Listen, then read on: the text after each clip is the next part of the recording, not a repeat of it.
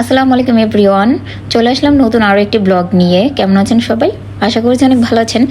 আলহামদুলিল্লাহ, আমরাও সবাই অনেক ভালো আছি। তো লাঞ্চের পরে বের হয়ে গেলাম মার্কেটের উদ্দেশ্যে। আর আজকে মার্কেটে যাচ্ছি হুজাইফার জন্য, আমার জাদুমণিটার জন্য স্টলার আনতে। আর স্টলারটা আমি কোথা থেকে আনছি, কোন মার্কেটে যাচ্ছি, পুরোটা ভিডিও দেখলে অবশ্যই জানতে পারবেন। তো বেবিদের জন্য আমি মনে করি আমার কাছে বেবিদের জন্য বেবি স্টলারটা থাকা খুবই দরকার। তো আমি চলে আসলাম আমার জাদুমণির জন্য বেবি স্টলার খুঁজতে। বিশেষ করে আমার মতো যারা একা একা থাকেন বাবুদের নিয়ে, তাদের কিন্তু বেবি স্টলারটা থাকা খুবই দরকার। তো আমরা কিন্তু এখন চলে এসেছি ইস্টার্ন প্লাজাতে। আর আমার কাছে মনে হয়েছিল হয়তোবা এত বড় মার্কেটে আমি আমার পছন্দ মতো বেবি স্টলারটা পেয়ে যাব।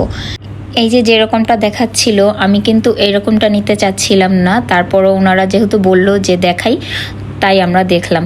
কারণ আমি চাচ্ছিলাম শুধু বসার জন্য, বসে থাকবে আর পিছন দিয়ে ধাক্কা দিলে কিন্তু চাক্কা সিস্টেম যেগুলো সেরকম হবে।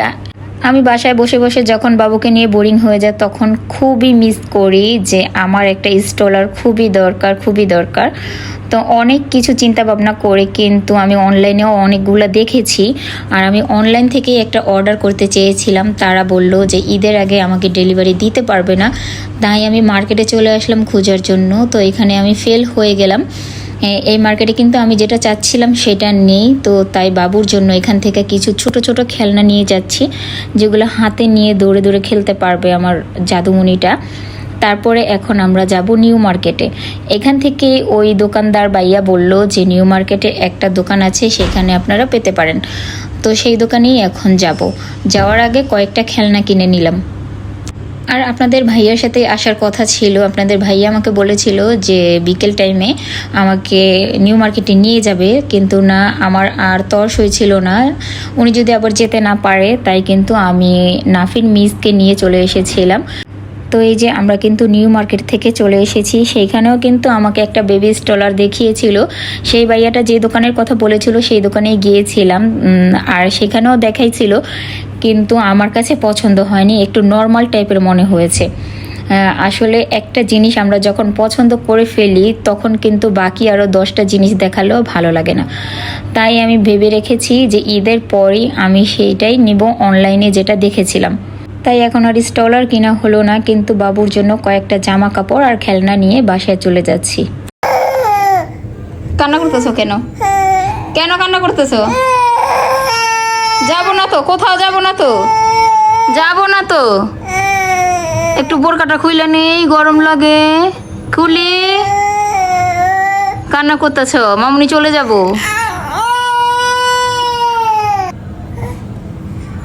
খাটে বসাইছি আর না বসাইছি, কান্না শুরু। বাবুর জন্য আজকে যে স্টলার কিনতে গিয়েছিলাম, ওইখান থেকে স্টলার তো আর পাইনি, তাই কয়েকটা জামা কাপড় নিয়ে এসেছি ঈদের জন্য। আবার কয়েকটা খেলনাও কিনেছি। ইস্টার্ন প্লাজা থেকে খেলনা কিনেছি, আর নিউ মার্কেট থেকে এই যে জামাগুলো কিনেছি, আর এই যে প্যান্টগুলো কিনেছি। এই প্যান্টগুলো কি মেয়েদের? আমি বলেছিলাম যে ছেলেদেরটা দেন। পরে দোকানদার বললো যে এটি ছেলে মেয়ে সবাই পড়তে পারে, থাক আমি মেয়েরটাই পরা মনে হইলো আমার ছেলেরে। এই যে একটা ড্রেস, তারপরে এই যে এই ড্রেসটা আমার বেশি ভালো লাগছে। এটার সাথে একটা প্যান্টও আছে, প্রত্যেকটা জামার সাথেই প্যান্ট আছে। আর এটা হচ্ছে নাফির পছন্দের। আর এই যে এটা হচ্ছে স্পাইডারম্যান। এটা কি স্পাইডার লেখা? স্পাইডার। ও আচ্ছা। তো এই কটা জামাই আনছি। আর আরও কয়েকদিন আগে অনলাইন থেকে জামা কাপড় কিনছিলাম। তো আজকের জামাটি বেশি ভালো লাগছে, কারণ খুব সফট আর হচ্ছে অনেক পাতলা, তাই পরতে আমার বাচ্চা খুব আরাম পাবে। আর ওর জন্য যে খেলনা আনছি, এগুলো এখন আমি খুলবো না, আমার সোনামণিকে দিয়ে তারপরেই খুলবো। আমার জাদুমণিটা এখন ঘুমাইতেছে, আবার কান্নাও করে। আবার এই যে এইখানে আপনাদের ভাইয়া ওর জন্য ফটো আছে, টানছে ঈদের জন্য। এবার কিন্তু আমার জাদুমণির অনেকগুলো ড্রেস হয়ে গেল।